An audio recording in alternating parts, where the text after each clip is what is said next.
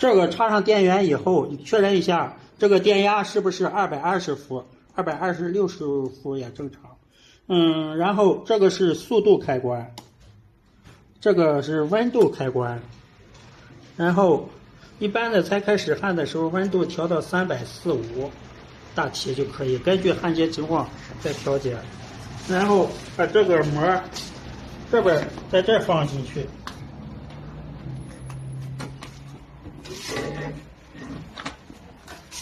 这边在这里放进去，然后把压杆压上，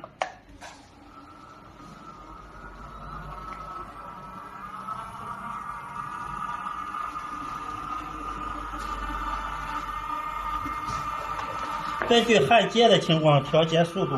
你这头上这有点慢了，焊的有点厚，然后到头以后把这个压杆抬起来就可以了。